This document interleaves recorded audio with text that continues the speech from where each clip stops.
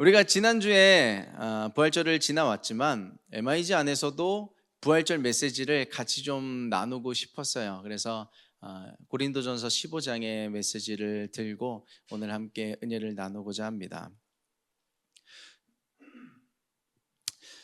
얼마 전에 한 청년이 저에게 카톡을 줬어요. 내용이 뭐냐면 유튜브를 보는데 한 신학자의 채널에서 그런 댓글과 답변이 달렸다는 겁니다. 내용이 뭐냐면 창세기를 보는 데 있어서 문자적으로 해석하지 말라는 그런 이야기를 어떻게 받아들여야 하나요? 라는 그런 질문이었어요.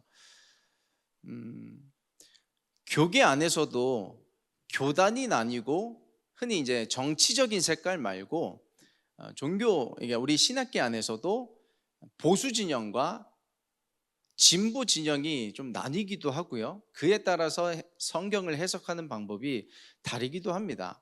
그러니까 그 이제 안의 내용이 뭐냐면 창세기 1장에 태초에 하나님이 천지를 창조하셨는데, 그리고 첫째 날엔 빛을 만드시고 둘째 날엔 이제 하늘과 궁창이죠, 바다를 만드시고 셋째 날 쭉쭉쭉 이렇게 가는데 마지막 날은 안식하시고, 그거를 문자 그대로 읽으면 안 된다는 그런 내용이었던 거예요.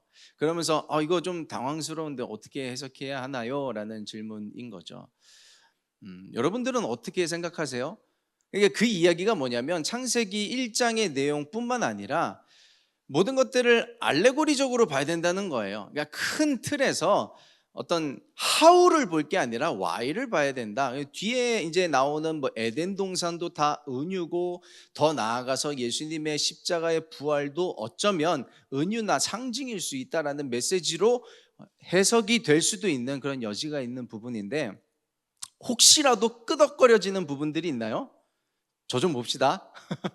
여러분, 우리는요 성경을요, 말씀을요 글자 그대로 있는 그대로 믿는 사람들이 되어야 합니다.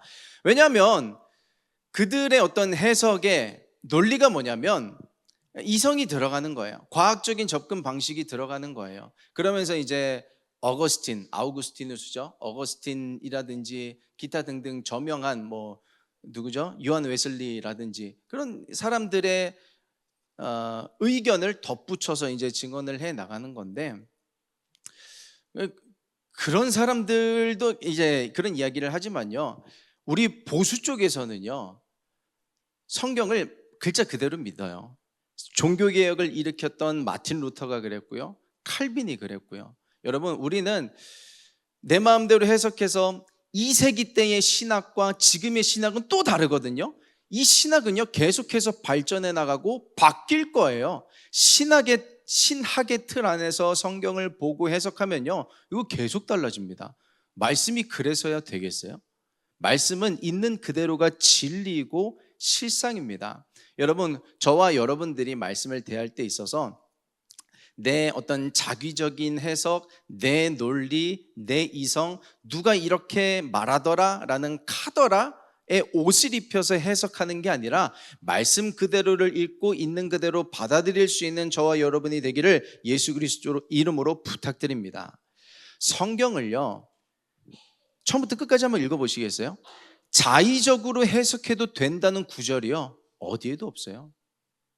모든 성경은 하나님의 감동으로 된 것으로 교훈과 책망과 바르게 함과 의로 교육하기에 유익하다 그랬어요. 하나님의 감동으로 쓰여진 것입니다. 마음대로 해석할 수는 없는 거예요.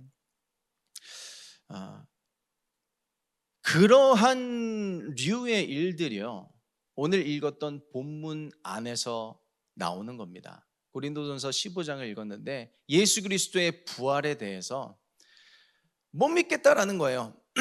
아니, 100번 양보해서 예수님이 부활한 건 믿겠어. 하나님의 아들이니까, 신이니까 그 정도는 믿겠는데 예수님 말고 우리들 인간들은 부활을 하겠느냐라는 거예요. 여기에는 이제 고린도전서 15장이 부활장입니다. 그래서 죽은 자들의 부활과 산 자들의 부활에 대해서 다 나오는데 오늘은 거기까지 다룰 수는 없고 이렇게 하나로 볼게요. 우리가 부활을 하겠냐는 거예요. 내용을 한번 다시 보겠습니다. 15장 12절과 13절 그리고 19절을 같이 보도록 하겠습니다. 같이 합독합니다. 시작. 그리스도께서 죽은 자 가운데서 다시 살아나셨다 전파되었거늘 너희 중에서 어떤 사람들은 어찌하여 죽은 자 가운데서 부활이 없다 하느냐. 만일 죽은 자의 부활이 없으면 그리스도도 다시 살아나지 못하셨으리라. 만일 그리스도 안에서 우리가 바라는 것이 다만 이 세상의 삶뿐이면 모든 사람 가운데 우리가 더욱 불쌍한 자이리라. 자, 13절 다시 보세요. 13절 거꾸로 볼게요. 예수님께서 부활하셨다는 것은 우리 믿는 자들도 부활할 수 있다는 것을 의미하는 것이다. 그 부활이 없다면 우리 교회 다니는 사람, 예수 믿는 사람의 믿음과 기도는 다 헛것이다. 우리같이 불쌍한 사람이 어디 있겠느냐라는 거예요. 그렇죠. 예수님의 부활이 없다면 우리가 예수를 왜 믿어요? 이 세상에서 잘 먹고 잘 살라고 믿나요? 필요합니다. 거기에서도 그러니까 예수 믿으면서 그렇게 부가적으로 오는 것도 있어요, 사실은. 그런데 본질은요, 이 세상에서의 삶이 끝이 아니고 우리가 죽어서 가게 될 곳이 두 군데 나눠지는데 천국과 지옥이 있다. 예수 그리스도를 믿는 믿음만으로 천국에 갈 수 있는데 우리는 그것을 위해서 예수를 믿는 줄 믿습니다. 여러분, 우리의 믿음이 그렇게 바로 서 있어야 돼요. 그러고 나서 이제 나머지가 따라오게 되는 것이죠. 그런데 예수의 부활이 없고 우리도 부활이 없다면 우리처럼 불쌍한 사람이 어디냐는 거예요. 주일에 이렇게 나와서 예배드리고 오늘 찬양하고 기도하는 게 무슨 의미가 있겠냐는 거죠. 참 그렇게 불쌍한 사람이 없을 거라는 것인데 참 희한하죠. 본 적도 없어요. 예수 그리스도가 직접 부활하신 거를 우리는 2000년 전의 소식이잖아요. 근데 저는 믿어요.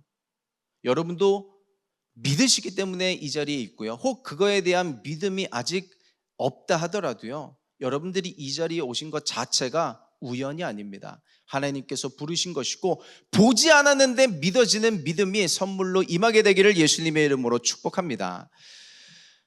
그런 사람들이 세상에 많잖아요. 저는 정말 감사한 것 중에 하나가, 물론 힘없고 연약한 국가와 민족이 예수를 믿는 것도 복되죠. 근데 세계가 우러러보는 미국이라고 하는 나라가 말씀 안에서 세워지고 말씀으로 인해서 시작된 나라였잖아요. 마태복음 5장 14절의 말씀을 가지고 시작했잖아요. 그리고 지금도 대통령이나 어떤 법을 세울 때 말씀의 기초에서 세우는 나라가 되면 너무 감사합니다. 그래서 믿지 않는 사람들에게 미국을 보라, 그들의 지폐를 보라, 하나님의 이름이 써 있고 그 하나님을 신뢰하면서 살아가는 사람들이 있지 않느냐라고 말할 수 있는 것이 너무 감사해요. 부활이라는 단어 안에는요, 부활, 다시 살아나는 것만 담겨져 있는 것이 아닙니다. 구원이 담겨져 있고요, 우리에게 필요한 신유가 담겨져 있고요, 치유가 담겨져 있고, 신원이 담겨져 있고, 기적이 담겨져 있고, 응답이 담겨져 있는데, 우리가 부활이 실제가 아니다라고 믿게 되는 것은요, 우리가 구하는 모든 기도가 헛것이라는 의미가 되는 거예요. 여러분, 그래서 부활을 은유나 비유가 아니라 말씀 그대로 믿는 믿음이 있기를 예수님의 이름으로 축복합니다. 거기에 내 견해, 내 지식, 내 경험을 끼워 넣으면 안 돼요. 말씀은 진리입니다. 반드시 실상 전환이 될 것을 믿으시기를 축복합니다.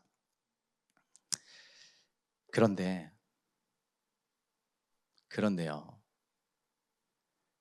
사실 우리들 안에요, 저나 여러분 안에 아까 이야기했던 그런 분들, 그러니까 그분들이, 그러니까 입장이 있어요. 들어보면 입장이 있어요. 근데 내 안에 그들과 같은 모습이 때로는 있다는 거 아세요? 아니, 어떻게 말씀을 자기 마음대로 해석할 수 있어? 라고 의문을 가져놓고요, 내 스스로가 그러고 있을 때가 있어요. 베드로가 무리를 걸었대요. 에이, 무슨 비유지, 은유지. 병든 자가 일어났대요. 38년 된 안진뱅이가 일어섰대요. 지붕을 뜯어서 중풍병자를 내렸는데 예수님이 고쳐주셨대요. 귀신 들린 자가, 군대 귀신 들린 자가 예수님을 만나고 자유케 됐대요. 오케이, 믿습니다. 근데 그거는 예수님 시대 그때의 일이고 지금 현대를 살아가는 우리들에겐 그런 일이 일어나나요? 여러분, 지금도 하나님의 역사가 일어나고 있는 것을 우리가 두 눈으로 목도를 안 하고 있어서 그렇지요. 그런 일들이 일어나고 있어요.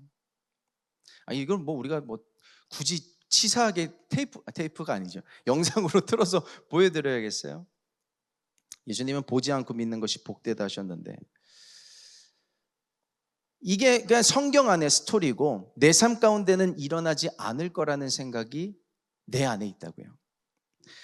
부활하신 예수님을 만난 제자들, 예수님을 만났는데 깜짝 놀라요. 왜냐하면 예수님이 부활하실 거를 생각을 못 했거든요. 그래서 합리적인 의심을 합니다. 누가복음 24장인데요. 우리 같이 한번 읽어보겠습니다. 36절부터 38절까지 같이 합독하겠습니다. 시작. 이 말을 할 때에 예수께서 친히 그들 가운데 서서 이르시되 너희에게 평강이 있을지어다 하시니 그들이 놀라고 무서워하여 그 보는 것을 영으로 생각하는지라. 예수께서 이르시되 어찌하여 두려워하며 어찌하여 마음에 의심이 일어나느냐. 부활하신 예수님이 제자들 앞에 섰는데 예수님이 부활하셨다고 못 믿는 거예요. 예수님의 영이다.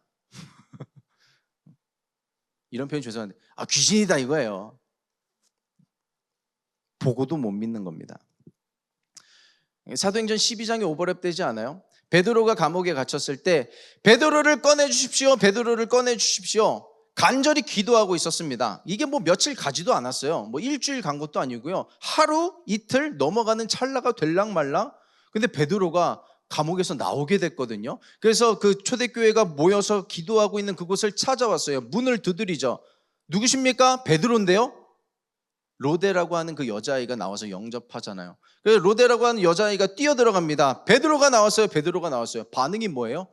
무슨 소리 하는 거야? 베드로는 지금 감옥에 있는데. 자기가 기도해놓고도 믿지 못하는 겁니다. 왜 이런 일이 일어날까요?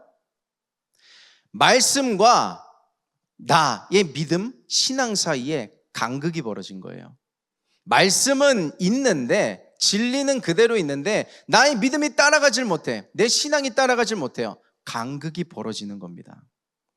예수님이 십자가에 달리시기 전에 제자들에게 나 죽을 거야, 그리고 다시 살아날 거야, 그걸 몇 번 얘기하셨는지 아세요? 3번.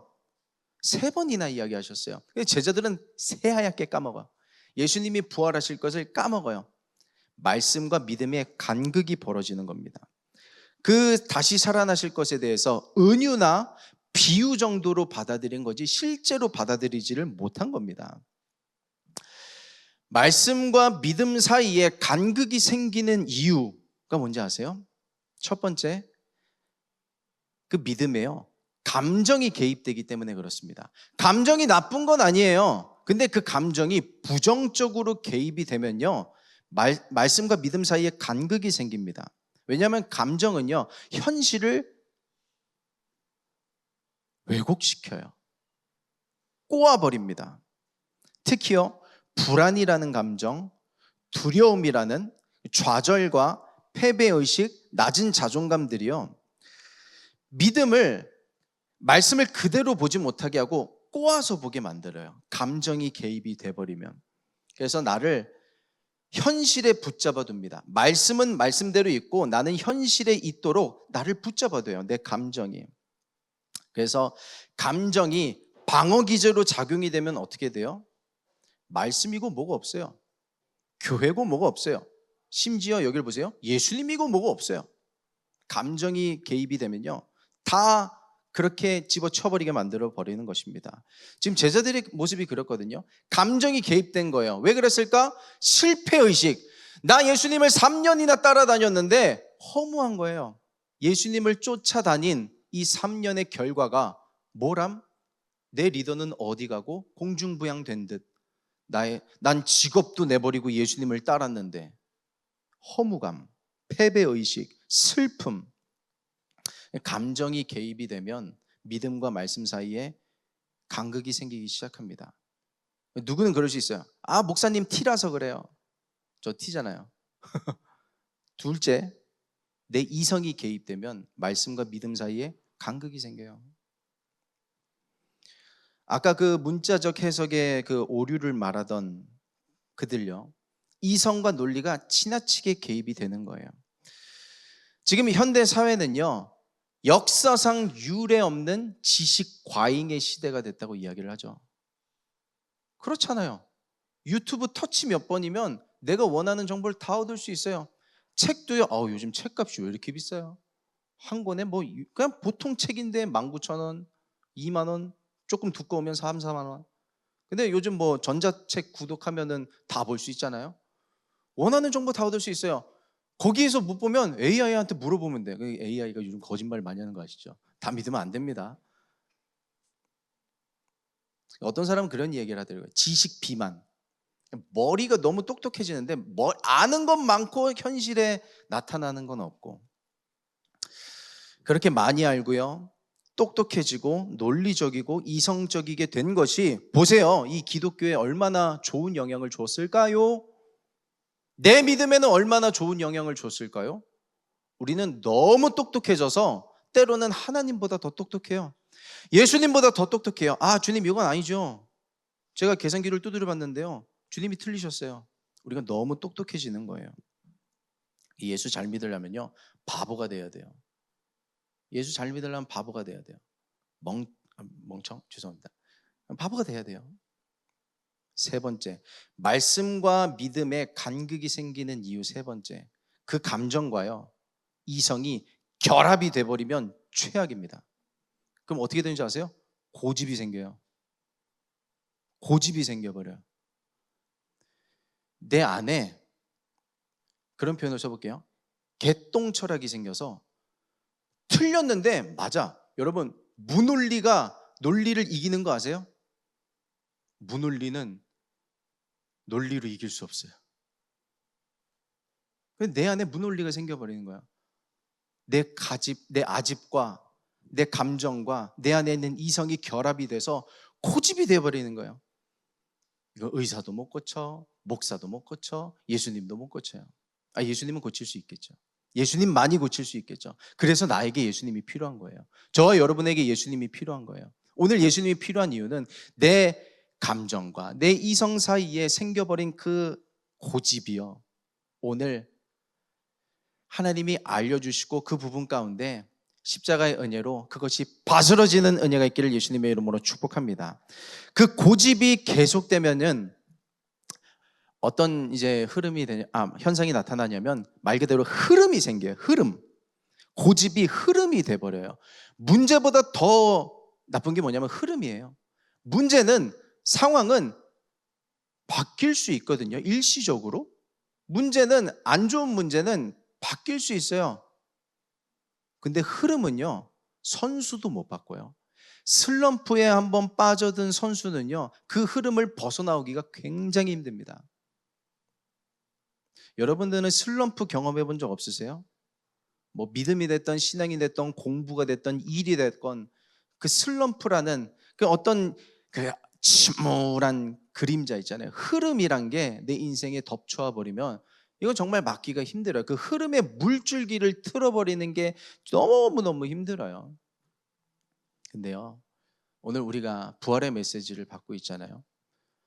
예수님이 자신의 몸을 쳐서 십자가에 달리시고 부활하시면서 보여주신 게 뭐냐면, 너의 인생 가운데 나타난 흐름, 마치 강에 빠져서 유유히 흘러갈 수밖에 없는, 아무리 수영을 잘해도 빠져나올 수 없는 그 흐름 가운데 빠져있는 너의 인생이 바뀔 수 있다는 것을 보여주시기 위해서 자신의 몸을 찢어서 보여주신 거예요. 너 일어서라, 다시 시작할 수 있다 보여주시는 겁니다.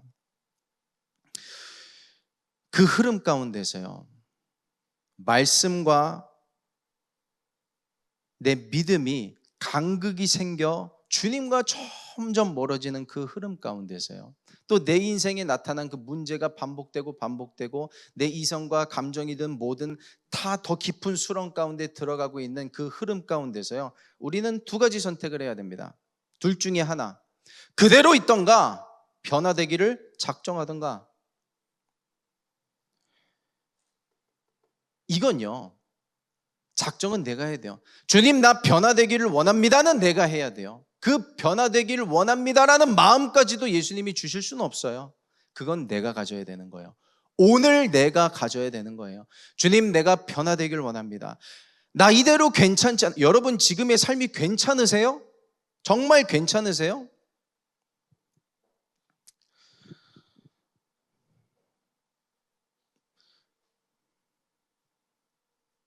지금 내 주변의 삶이, 환경이 내가 원하던 삶의 모습이 아니라면요, 그 흐름의 물줄기가 오늘 끊어지게 되기를 예수 그리스도의 이름으로 축복합니다. 어제 한 권사님이 전화를 주셨어요. 몸이 너무 아파요. 몸살이 나셨나 봐요. 독감이실 수도 있을 것 같아요. 기도해달라고 전화를 주셨는데, 그러면서 하시는 말씀이 뭐냐면, 내일 교회 갈 수 있게 기도해 주세요. 여러분이라면 몸살이 왔을 때 어떻게 하셨어요? 아싸, 내일 교회를 좀 쉬어볼까? 일이 생겼어요. 일정이 많아요. 바빠졌어요. 어떻게 하겠어요? 이걸 어떻게 이용해서 교회를 빠져볼까? 그 전화를 주신 권사님이 누군지 아세요? 유병순 권사님이라고 제 어머니예요. 예를 들었지만 우리는 죄송합니다. 이 핑계 저 핑계 대면서 머리는 알아요. 내 가슴도 알아요. 이러면 안 된다는 걸 아는데 내 감정과 저 감정과 내 이성과 저 논리를 가지고 그냥 흐름을 타버려요. 나를 내어 맡겨요. 주님과 멀어지는 거 뻔히 알면서 주님 나 어쩔 수 없잖아요. 떠내려갑니다 하면서 나를 그냥 내어 맡기는 그런 모습이 없지 않아 있어요.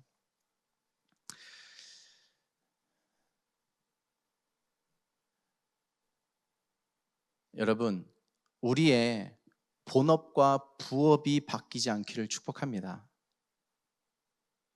제 얘기를 좀 해볼게요. 부끄러운 얘기일 수도 있고 부끄럽지 않은 얘기일 수도 있는데 제가 얼마 전에 투잡을 해볼까 그런 생각을 했었어요. 왜냐면 뭐 사역자들의 사례비가 뻔하니까 투잡을 해볼까? 그럼 이제 상상을 해보는 겁니다. 뭐 밤에 일할 수도 있고 아침 일찍 일할 수도 있고, 자 그렇게 되면 뭐 돈을 조금 벌 수 있겠죠. 근데 이제 돈을 벌기 시작하면 또 거기에 에너지를 쏟게 되고 잠도 못 자게 되고, 그게 이제 부업이었는데 제 본업은 어떻게 될까요? 저는 목사입니다. 말씀 묵상하고 기도하고 신방 나가고 예배 준비하는 게 일인데 그 본업이 방해가 될까요? 안 될까요? 되겠죠. 그래서 저는 이제는 이제 그런 어떤 투잡에 대해서 생각을 안 하기는 하지만, 물론 그렇다고 해서 투잡을 하시는 분들에 대해서 우리가 뭐 감히 어떻게 이야기할 수 있겠어요. 어떤 목회자분들에 대해서. 근데 이게 제가 목사기 때문에 이게 주를 위해서 사는 게 본업이고 세상 일을 하는 게 부업이다라고 이야기를 하는 게 아니에요. 저만 그런 게 아니고 여러분들도 마찬가지시라고요. 여러분의 본업은요, 주를 위해서 사는 게 본업이에요. 여러분이 언제 행복한데요? 언제 제일 웃었어요?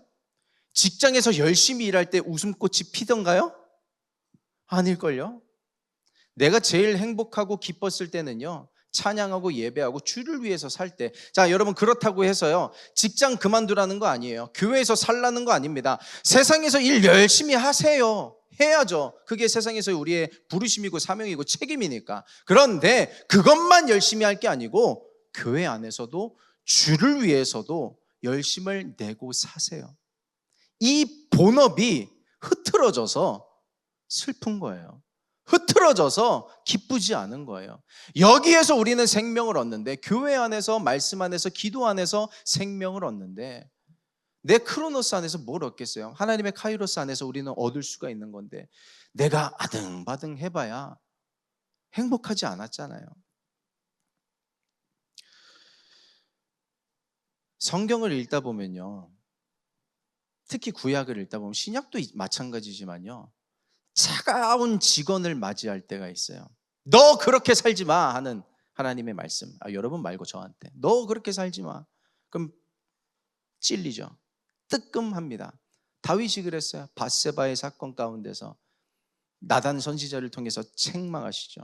너 범죄했노라고. 근데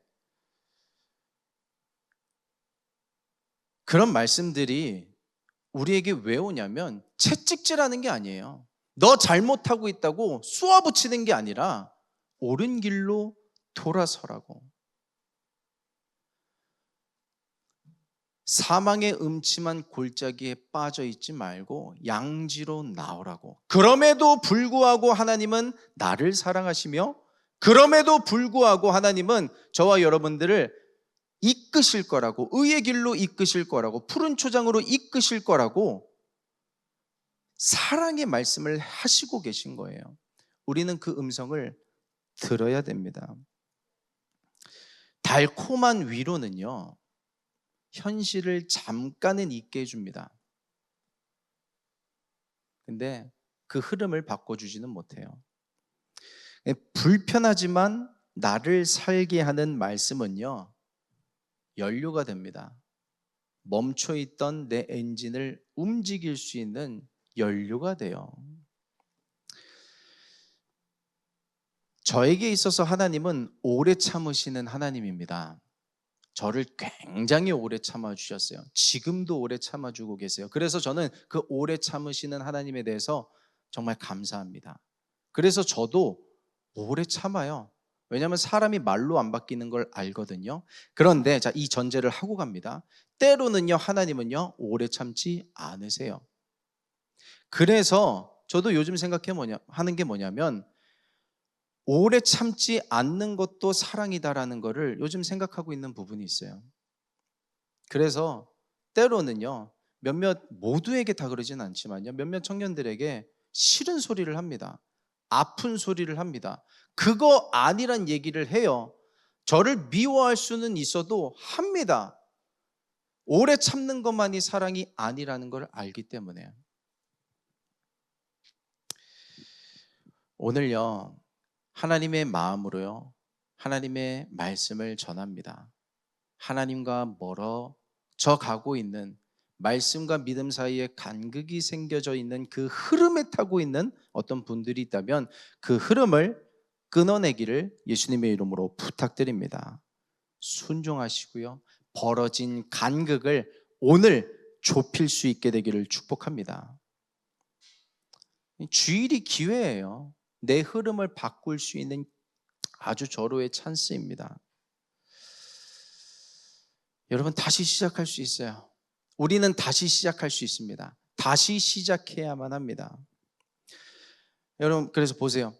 예수님이 부활하신 후에 누구를 만나셨어요? 먼저는 여인들을 만나셨고요, 그 다음에 바로 찾아가신 이들이 제자들이었습니다. 제자들.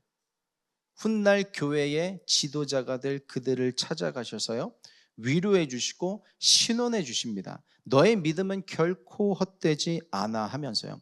여러분, 그래서 이 대목에 잠깐 여러분들에게 부탁드릴 게 있습니다. 뭐냐면요, 교회의 지도자들을 위해서, 사역자들을 위해서 기도해 주세요.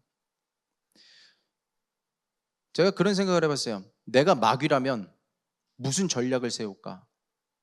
제가 마귀면요, 저 한 번 공격할 거 담임 목사님 5번 공격하겠어요. 담임 목사님 충만하시죠? 그럼에도 불구하고 저 같으면 공격하겠어요. 왜요? 담임 목사님이 혹여라도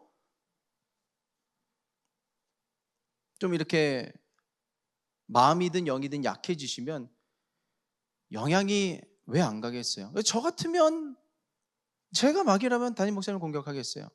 자, MIG를 보겠습니다. 누구를 공격할까요? 저를 공격하겠죠. 저도 공격하겠죠. 저를 위해서 기도해 주셔야 됩니다. 여러분이 신앙생활하는 것이 온누리 교회나 사랑의 교회가 아니잖아요. 누구를 위해서 기도해야겠어요? 그 교회에서도 위해서도 기도하겠지만, 우리 공동체를 위해서 기도하는 것이, 저를 위해서 기도해 주시는 것이 여러분의 신앙과 믿음을 지킬 수 있는 방법이 되기도 합니다. 더 나아가서요, 담임 목사님이 공격받고 제가 공격받는 것처럼요, 여러분들이 공격을 받아요. 왜 그런지 아세요? 여러분이 속한 곳이 여러분 때문에 살게 될 거거든요. 자, 보세요. 여기에 교회 처음 나온 분들이 만약에 예수를 믿어요. 그리고 그 가정에 가서 예수를 전해요. 복음을 전해요. 예수란 분을 믿으면 우리는 천국 간다더라. 그럼 그 가문이 다 믿어요. 그럼 그 사람 공격하지 않겠어요? 나 같으면 공격하겠네. 여러분이 속한 곳이, 그 직장이, 학교가 여러분 때문에 변화가 된다면 여러분이 공격받는 거예요. 여러분이요, 지금도 그렇지만 차세대 한국 교회의 기둥이 될 사람들입니다. 여러분의 가정과 가문에 중요한 역할을 할 사람들이어서 여러분들에게 공격이 있을 거예요. 많은 중보를 받으시기를, 스스로를 위해서도 깨어서 대적하게 되시길 축복합니다. 더 나아가서요, 오늘 잠깐만 그 얘기를 좀 하고 싶어요. 나라와 민족을 위해서 기도해 주셔야 됩니다. 우리나라에 만약에 전쟁이 나거나 우리가 만약에 공산당에 의해서 북한이 또 남침을 해서 들어와요. 그럼 우리는 이 나라를 버리고 미국으로 가면 끝인가요? 그럼 우리의 주권은요, 국민된 주권은, 너무 극단적인 예를 들었지만, 근데 지금 그런 상황과 별반 다르지 않을 일들이 우리 나라 가운데 일어나고 있어요. 때로는요, 와, 어쩜 이럴 수 있지? 눈에 뻔히 보이는데 도둑질을 하고 있어요. 나라에 다 가져가요. 눈을 켜고 있는데, 쳐다보고 있는데. 인권이라는 이슈로 이제 포괄적 차별금지법이 이제 발의가 되고 이야기가 되고, 여러분 그 인권해서 여러분들의 학교가, 초등학교가, 중학교가 어떻게 됐어요? 학생들의 인권 이야기하면서 교권이 무너졌잖아요. 이게 일례지만 포괄적 차별금지법, 또 그 종교법인 해산법이 통과가 되면, 지금 어떻게 되고 있냐면, 자세하게 다 나누지 못하지만 지금 교회를 들여다보고 있어요. 헌금이 얼마가 되고 누가 나오고 기타 등등등 교회를 들여다보고 있어요. 그게 통과가 되면 나중에 어떻게 되냐면, 제가 설교하는 것도 원고를 받아서 검사를 받아야 될 거예요. 무슨 얘기 하십니까? 무슨 얘기 하셨죠? 출두하세요. 자유를 잃어버리게 돼요. 나랑은 상관없지, 나 혼자 잘 먹고 잘 살면 되니까. 자, 근데 만약에 10년 뒤에, 30년 뒤에 교회가 그래서 어디 영업정지 한 3개월 먹고 그러면요, 교회 무너지는 거예요. 교회가 문을 닫았다고 칩시다. 그럼 내 믿음은 괜찮을까요? 안 괜찮을걸요? 저는 교회 없으면요, 제 믿음, 신앙, 목사라고 해도 무너질 거예요. 같이 살아야 되는 거예요. 나라가 살고 교회가 살아야 내가 사는 것처럼 나라를 위해서, 교회를 위해서 기도해 주셔야 됩니다. 저는 소망이 있다고 믿는 것은, MIG도 그렇고요, 서울 대치순복음교회도 그렇고, 대한민국도 그렇고, 예수 그리스도의 피값으로 세우신 교회고, 예수 그리스도의 피값으로 세우신 나라예요. 하나님께서 책임져 주실 것을 믿습니다. 근데 그렇다고 하나님 책임져 주실 거니까 우리가 아무것도 안 하고 손 놓고 있어야 될 게 아니고, 기도하셔야 돼요. 젊은이들이 깨어서 기도하셔야 됩니다. 나라를 위해서 기도해 주세요. 필요합니다. 여러분들의 기도가 필요해요.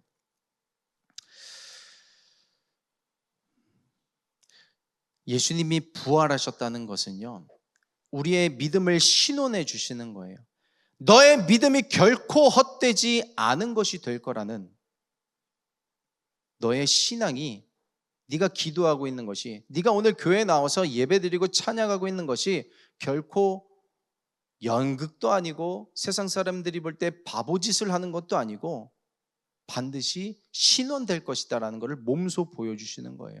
예수님이 부활하신 것은, 부활의 메시지가 뭡니까? 다시 시작할 수 있다는 거예요. 우리나라 다시 시작할 수 있고요, 우리 교회 다시 시작할 수 있고요, 우리 공동체 다시 시작할 수 있고요, 내 인생과 내 가정과 내 가문이 다시 시작할 수 있다는 것을 믿으시길 축복합니다. 그 패배주의를 걷어내야 돼요.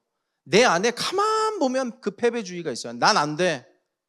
잘 생각해 보세요. 진짜 있다니까요. 난 패배했어. 난 실패했어. 다시 시작할 수 없을 거야. 물질의 문제, 내 질병, 관계의 문제, 다시 시작할 수 있을까? 아니, 평생을 이러고 살았는데 내 인생을 봐. 그 패배주의를 오늘 걷어내기를 예수 그리스도의 이름으로 축복합니다. 이게 사실 2000년 전의 이야기잖아요. 제자들이 나 실패했어 라고 여겨지는 부분을 우리가 잠시 읽었었습니다. 근데 2000년 지나고 보면 지금 사실 그들의 실패 별거 아니잖아요. 다시 일어섰잖아요. 성령으로 충만해서 교회를 세우고 복음을 전하고 선교를 하고 하나님 나라를 확장시키는데 멋지게 다 쓰임 받잖아요. 그들의 실패가 그 순간 지나고 보면, 그 순간은 힘들 수 있는데 지나고 보면 별거 아닌 게 된 것처럼요, 저와 여러분의 문제도요 지금 당장은 심각하죠. 근데 5년 지나고요 10년 지나고 보면 내가 그때 그거 가지고 왜 이렇게 힘들어했지? 그런 날이 반드시 올 거예요. 그러니까 오늘 일어서세요. 마귀가 땅을 치고 후회하고 억울해하는 지점이 뭔지 아세요? 내가 몇 년 동안 공을 들였는데 이 사람이 하루 만에 힘을 얻어. 그게 열받는 지점인 거예요. 아까도 얘기했지만 38년 된 병자가 어떻게 하루 만에 일어나요? 나면서부터 안진뱅이였던 사람이, 나면서부터 소경이었던 사람이, 12년 동안 혈루병으로 앓고 있던 여인이 어떻게 하루 만에 그냥 마귀가 열이 받는 지점이죠. 마찬가지입니다. 저와 여러분도 오늘 일어설 수 있습니다. 내 인생이 일어설 수 있고 가정과 가문이, 공동체가 일어설 수 있다는 믿음을 가지시길 예수님의 이름으로 축복합니다. 그거면 오늘 예배 성공한 거예요. 지금 대신방 기간이라 이제 성도님들 가정을 이제 기도하면서 들어가잖아요. 한 가정을 들어가는데 이사야 58장 말씀을 받고 이제 기도하고 들어갔어요. 말씀을 묵상하는데 그 내러티브가 그거예요. 금식 내러티브거든요. 그래서 그러면 이 가정에 그 누군가가 금식하기를 원하시는 건가 하고 말씀을 묵상하는데 하나님께서 저에게 주신 마음이 뭐냐면 금식할 필요 없다. 금식은 내가 했다. 그런 마음을 주시더라고요. 자, 한번 보겠습니다. 이사야 58장 6절에서 9절인데요. 우리 한번 보겠습니다. 우리 같이 합독하겠습니다. 시작. 내가 기뻐하는 금식은 흉악의 결박을 풀어주며 멍에의 줄을 끌어주며 압제 당하는 자를 자유하게 하며 모든 멍에를 꺾는 것이 아니겠느냐. 또 줄인 자에게 내 양식을 나누어 주며 유리하는 빈민을 집에 들이며 헐벗은 자를 보면 입히며 또 내 고륙을 피하여 스스로 숨지 아니하는 것이 아니겠느냐. 그리하면 내 빛이 새벽같이 비칠 것이며 내 치유가 급속할 것이며 내 공의가 내 앞에 행하고 여호와의 영광이 내 뒤에 호리하리니 내가 부를 때에는 나 여호와가 응답하겠고 내가 부르짖을 때에는 내가 여기 있다 하리라. 이 내러티브가 어떻게 시작해요? 내가 기뻐하는 금식은 하면서 성공적인 금식을 하는 자, 그 안에 들어와 있는 자들에게 이러이러한 일들이 나타날 것이다. 내 치유가 급속할 것이며 네가 부를 때에 나 여호와가 응답할 것이며 부르짖을 때에 내가 여기 있다리라. 금식에 성공하되 금식 잘하란 이야기거든요. 근데 주님께서 주신 말씀이 뭐냐면 금식할 거 없다. 금식은 내가 했다. 우리가 얼마 전에도 그 예수님이 40일 동안 금식하시고 3가지 시험 받으신 그 이야기 나눴었잖아요. 예수님이 대신 금식을 하신 것은 우리로 이러한 은혜를 누리게 하시기 위해서 주신 거예요. 부활도 마찬가지입니다. 부활 이전에 뭐가 있어요? 죽으심이 있잖아요. 십자가에 달리심은요, 사실 내가 달려서야 되는 거예요. 내 그 죄 때문에, 그 10대 때 그 죄 때문에, 그 20대 때 그 죄 때문에, 30대 그 죄 때문에, 지난달 지었던 그 죄 때문에, 작년 그때 지었던 그 죄 때문에 내 인생에 이거 누구에게도 말 못할 치부, 그 죄 때문에 내가 달려서 십자가에서 죽었어야 됐거든요. 근데 예수님이 대신 달려서 죽으시고 부활하신 거예요. 그 부활하신 예수님이 뭐라고 하세요? 믿기만 하라. 두려워 말고 믿기만 하라. 우리는 그 믿음으로 내 죄가 치유받고 사함받고 부활의 능력을 얻을 수 있게 됐다는 것을 인정하셔야 됩니다. 그 말씀은 이제 이사야 58장의 말씀을 받고 말씀을 전하고 이제 기도하는데 그 말씀을 아멘으로 받으신 그 부부가 같이 기도하잖아요. 그날 그 가정에서 방언을 선물로 받으셨어요. 아멘으로 그분이 굉장히 방언을 사모하던 분이셨거든요. 근데 그날 사실 방언 달라고 기도하지도 않았어요. 그냥 기도하고 안수하는데 하나님께서 역사하시더라고요. 그거를 아멘으로 받는 자. 예수님이 나를 위해서 금식을 하셨으니 내 인생의 치유가 하나님께서 주실 응답이 임하실 거라는 믿음을 가진 자, 그분에게 오늘 이 자리에 믿음을 가진 자를 찾고 계세요. 예수가 십자가에 달려 죽으시고 부활하신 사건이 2000년 전에 그 한 사람을 위해서가 아니라 우편강도 한 사람만을 위해서가 아니라 오늘 나를 위해서 십자가에 달려 죽으시고 부활하셨다는 것을 믿는 사람들에게 부활의 능력이 오늘 임하게 될 줄 믿습니다. 마음을 열고요, 내 안에 십자가를 세우시고 바라보세요. 저 십자가 내가 달려 죽었어야 할 십자가인데 주님께서 대신 달리시고 주님께서 대신 그 십자가를 지고 가셨고 채찍에 맞으셨고 머리에 가시에 면류관, 손과 발에 못이 박히셨음을 감사하고 내 죄를 거기에 다시 한번 못 받고, 사실 우리가 다시 일어설 수 없게 내 발목을 붙잡는 가장 큰 감정, 마음 중에 하나가 죄책감이잖아요. 죄책감. 그 죄책감에 오늘 예수 그리스도의 보혈로 말미암은 사함이 있게 되기를 예수님의 이름으로 축복합니다. 오늘 그 십자가의 메시지를 통해서 여러분들을 이 메시지를 듣게 하시기 위해서 이 자리에 부르신 이유는요, 다시 시작할 수 있다는 마음을 전하시기 위해서예요. 여러분 다시 시작할 수 있습니다. 여러분의 인생 반드시 다시 시작할 수 있어요. 패배주의를 걷어내고 주님과 함께 오늘 다시 일어설 수 있는 저 여러분이 되기를 예수님의 이름으로 축복합니다. 같이 기도하겠습니다.